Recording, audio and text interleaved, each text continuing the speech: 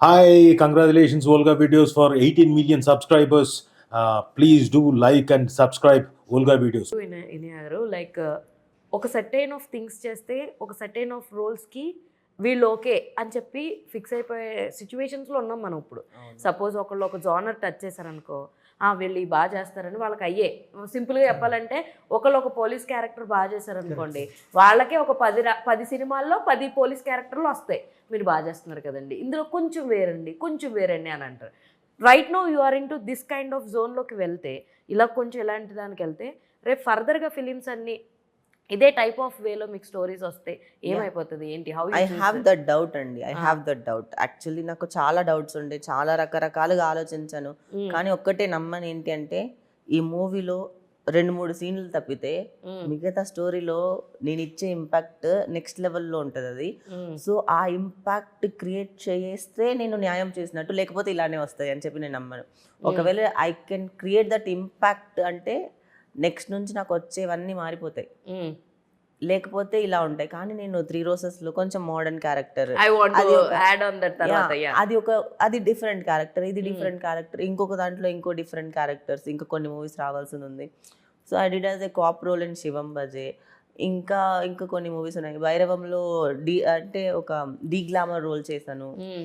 ఇలాగా కొన్ని different versatile roles చేస్తున్నాను. కానీ I'm never stick into one role. ఈ రోల్కి కొంచెం భయపడ్డాను, కానీ బికాస్ ఒక 3 పీపుల్తో ఇంటిమేట్ సీన్స్ ఉన్నప్పుడు that is like very difficult to accept that character actually first of all.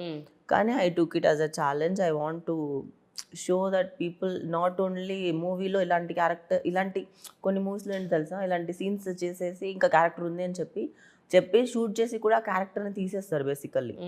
దీంట్లో ఏంటి అంటే, నేను ఇంతకుముందు ఎప్పుడైనా మీరు గుర్తుపెట్టుకుని, ఇంతకుముందు మనం ఇంటర్వ్యూస్ చేసినప్పుడు కూడా విలన్ అవ్వడం నా డ్రీమ్ అండి, నాకు అవ్వాలి అని చెప్పి. So it is came true.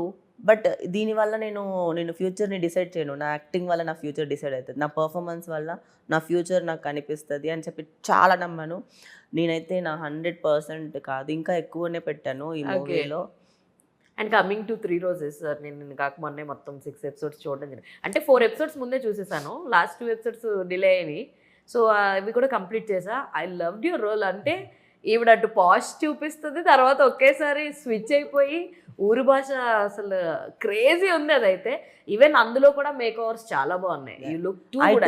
I took care of my every entire dressing sense కానీ everything. I took care my personally. ఇప్పుడు నాకు ప్రొడక్షన్ ప్రొవైడ్ చేయలేనిది, సమ్టైమ్స్ ప్రొడక్షన్ అన్ని ప్రొవైడ్ చేయలేదు. యాజ్ అన్ యాక్టర్స్గా నాకేంటి అంటే, I want to look beautiful in on screen. So I took my heels, I took my jewellery, I took my clothes. Some time నేను అన్ని యూజ్ చేశాను because I want to look super good, super cool. అంటే like నేను I don't depend on the production, వీళ్ళే ఇవ్వాలి, నేను చేసుకుంటా. Right, it's a good decision actually. ఇవన్నీ మీరే చూసుకుంటే మీకు వచ్చేదంతా, మీకు ఖర్చు అయ్యేదంతా, మీకు ఉండేది ఎంత, అంటే how it go, how you maintain these things అంటే ఏం చెప్తారు? ఇప్పుడు ఏదైనా ఎవరు ఎంత చేసినా end of the day money matters.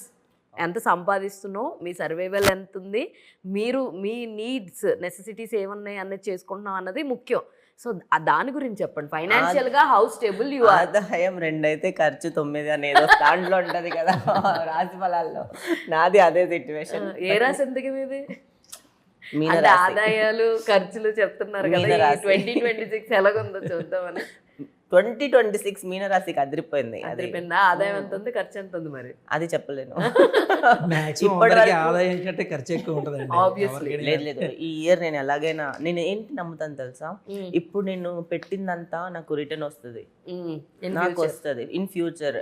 అది నేను చాలా గట్టిగా నమ్ముతాను. ఎందుకంటే ఇప్పుడు స్పెండ్ చేసేది నేను చూపించుకుంటున్నాను. ఇది ఒక ఆడిషన్స్, సమ్ కైండ్ ఆఫ్ ఏదో నేను ఇంకా చేయగలను అని చెప్పి నేను చూపించుకుంటున్నాను. ఎలా కనిపించగలను, ఎలా చేయగలను. వాళ్ళు చూపించకపోయినా నేను చేసుకుంటా కదా, చూపించుకుంటాను. సో నెక్స్ట్ నుంచి వాళ్ళే చూసుకుంటారు, వాళ్ళే ఎక్కువ డబ్బులు ఇస్తారు. ఎంత బాగుంది, ఎంత కనిపిస్తుంది కదా. ఒక ప్లే ఆడారు అంతేనా? అంతే కదా cinema. I have the passion. నేను డబ్బులు ఖర్చు పెట్టుకొని మరి నేను చూపించుకోవాలనుకుంటున్నాను అంటే, you know how much obviously అంటే ఇలా కూడా ఆలోచించాలి తర్వాత ట్రైలర్లో ఇప్పుడు ఒక 2 షార్ట్స్ వేసాం తనవి, 2-3 షార్ట్స్ ఉంటాయి. బట్ సినిమాలో జస్ట్ అది ట్రైలర్లో కావాలని చాలా రివీల్ చేయలేదు తన క్యారెక్టరైజేషన్. సినిమాలో ఫుల్ మీల్స్. ఎందుకు చెప్పలేదు మరి? డబ్బింగ్ తనకి ఆ రోజు గొంతు అవన్నీ ఉండేవి అంటే నా వాయిస్ లైక్ మేబీ సూట్ అవ్వదేమో కొంచెం ఇంకా. కానీ సార్ వినయ క్యారెక్టర్ కి ఎవరైతే డబ్బింగ్ చెప్పారో క్రాంతి అని చెప్పింది. నార్మల్ గా ఆడిషన్స్ రోల్స్ కి తీసుకుంటారు కదా, నా వాయిస్ డబ్బింగ్ చెప్పడానికి ఆయన 9 మెంబర్స్ ని ఆడిషన్ నేను తీసుకున్నారు. అంత ఇది చూసి నేను అంత పర్టికులర్ గా ఒక వాయిస్ ని సెలెక్ట్ చేసి, ఎందుకంటే ఇనే క్యారెక్టర్ చాలా సినిమా తన చుట్టే తిరుగుతుంది, అంత ఇంపాక్ట్ ఉండాలి. ఆ టోను, ఆ బేసు, దాని తర్వాత ఆ లౌడ్నెస్ ఉండాలి ఆ వాయిస్ లో, అంటే ఆ గాంభీర్యత్వం ఉండాలి. సో చాలా మందిని చెక్ చేసాము, ఇది చేసాం. బట్ క్రాంతి అనే అమ్మాయి చెప్పింది తనకి డబ్బింగ్. ఆ అమ్మాయి ఆవిడకి పిలిచి మేడం డబ్బింగ్ చెప్పాలండి, ఐ మీన్ మెయిన్ యాంటాగనిస్ట్ అండి అని అంటే ఓకే అని డబ్బింగ్ అంతా బయటకు వచ్చినాక ఏంటండి ఆ క్యారెక్టర్ అలా ఉంది ఇలాగే అన్నారు ఆవిడ. ఏంటండి ఆ క్యారెక్టర్ ఏదో డబ్బింగ్ 2 గంటలు టక్మని చెప్పేసి ఫీమేల్కి ఎంత ఉంటాయండి చెప్పేసి వెళ్ళిపోదాం అనుకున్నాను, అసలు అన్బిలీవబుల్ అండి అని చెప్పి టక్మన్ ఆవిడ నాకు మంచి క్యారెక్టర్స్ ఉంటే చెప్పండి అని నెంబర్ ఇచ్చారు. సో ఓకే తను కూడా అంత ఫీల్ అయ్యారు. బేసిక్లీ చాలా సినిమాలు డబ్బింగ్ చెప్తుంటారు వాళ్ళు. నేను ఎందుకు డబ్బింగ్ గురించి పర్టికులర్గా అడిగానంటే initial stages of my career నేను వోకల్ ఆర్టిస్ట్ కింద వర్క్ చేశాను. దట్టు ఒక వ్యాంప్ క్యారెక్టర్కి నేను డబ్బింగ్ చెప్పాను, 3 days చెప్పాను. దట్స్ ఆల్సో మెయిన్ క్యారెక్టర్ అనమాట, అలాగే లెంత్ ఉంటుంది. సో వ్యాంప్ క్యారెక్టర్లో ఎలాంటి ఛాలెంజెస్ ఉంటాయి ఏంటి ఇవన్నీ నాకు that is the first film imagine. నాకు ఏం తెలీదు, బట్ అక్కడ సౌండ్ ఇంజనీర్ ఎవరైతే ఉన్నారో ఆయన నాకు చెప్పి ఆ మాడ్యులేషన్ చెప్పి అవన్నీ చెప్పి చేయించారు అనమాట.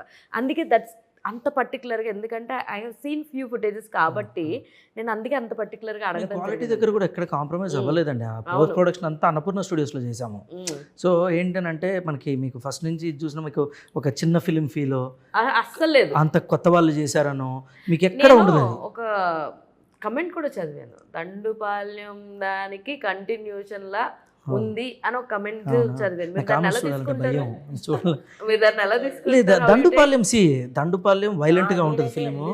రిలీజ్ డేట్ ఎప్పుడు చూసాను నేనైతే, నాకు కామెంట్స్ అన్ని అదే నిండిపోయాయి, రిలీజ్ డేట్ ఎప్పుడు అని చెప్పి యూట్యూబ్ లో అయితే. Dandupalyam is because of the violence అలా ఉండొచ్చు, బట్ దండుపాల్యంలో ఆ క్యారెక్టర్స్ కి అంటే వాళ్ళ కథది ఆ క్యారెక్టర్స్ కి అంటే ఒక ప్రాపర్ రీజనింగ్ ఏంటంటే ఈ పని చెయ్యాలి అనటానికి ఒక స్ట్రాంగ్ ఇమోషన్. బట్ దీంట్లో ఏంటంటే చాలా పెయిన్ఫుల్ స్ట్రాంగ్ ఇమోషన్ ఒకటి ఉంటుంది. ఈ పని చెయ్యాలి, ఎందుకు చేయాలి, చేయడానికి ఒక కారణం, ఆ కారణం అన్నది చాలా స్ట్రాంగ్ గా ఉంటుంది. సార్ యాక్చువల్లీ నేను ముందు మీ వాళ్ళతో మాట్లాడినప్పుడు ఫస్ట్ హీరోయిన్స్ బ్యాచ్ తో మాట్లాడినప్పుడు ఫారెస్ట్ లో షూట్ చేసాము. అక్కడ ఏంటంటే పాము కాటేసింది. సరే అని తీసుకెళ్తే పాములు ఉన్న చాట్ లిస్ట్ వేసి ఏ పాము కాటేసిందో చూపించండి, దానికి తగ్గట్టు మెడిసిన్ ఇస్తా అని చెప్పన్నారంట. మీరు ఏమన్నా ఉన్నారా లైక్ ఫారెస్ట్ సీన్స్ లో? లేదా ఫారెస్ట్ సీన్స్ లో తను ఉంది, బట్ ఆ రోజు తను లేకుండా అనమాట. సో ఎవరైతే మా CEO ఉన్నారో శాంతయ్య గారని, డే 1 రేపు ఇంక షూట్ అనగా బిఫోర్ డే ఒక పాము కాటేసింది అనమాట.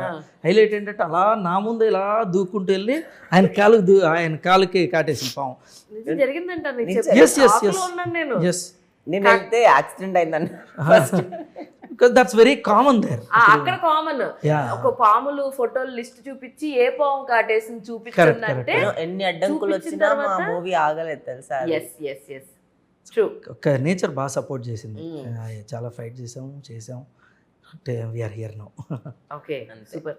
అండ్ అప్కమింగ్ మీ క్యారెక్టర్స్ ఎలా ఉండబోతున్నాయి, ఎన్ని సినిమాలు చేస్తున్నారు ఏంటి? ఇంకా ఉన్నాయి రిలీజ్, ఫిబ్రవరిలో ఇంకొక రిలీజ్ ఉంది. సో ఇంకా కొన్ని మూవీస్ లో చేశాను, రిలీజ్ కొన్ని తర్వాత మదం తర్వాత అన్ని మారిపోతాయి. మద్దం తర్వాత నేను I can bet myself like.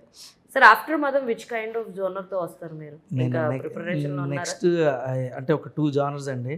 ఒకటి పీరియాడికల్ ఫ్యామిలీ డ్రామా ఒకటి అనుకుంటున్నాము పెద్ద హీరోతోనే, అండ్ నెక్స్ట్ ఒక కామెడీ. హీరో ఫైనలైజ్ అయిపోయారా పెద్ద హీరోతోనే? ఎవరు చెప్పొచ్చు కదా కొంచెం, అది ఎవరై ఉండొచ్చు పెద్ద హీరో? గెస్ట్ చేయండి, గెస్ట్ చేసి కమెంట్ చేయండి. Hi hello, this is Inaya Sultana. Olga videos 18 million subscribers continue చేస్తున్నారు. లైక్ 18 మిలియన్ ఇన్ని ఇయర్స్ నుంచి ఓల్గా మీడియా మీ అందరి సపోర్ట్ వల్ల ఎదిగింది. Congratulations Olga media for 18 million subscribers, many more to go. And ఇంకా మీరు కూడా మళ్ళీ మళ్ళీ సబ్స్క్రైబ్ చేయండి, లైక్ చేయండి ఓల్గా వీడియోస్లో, అండ్ మా మదం గురించి కూడా ప్రమోట్ చేయండి. మదం మూవీకి వెళ్ళండి, జాన్ 1st రిలీజ్ అవుతుంది. Thank you.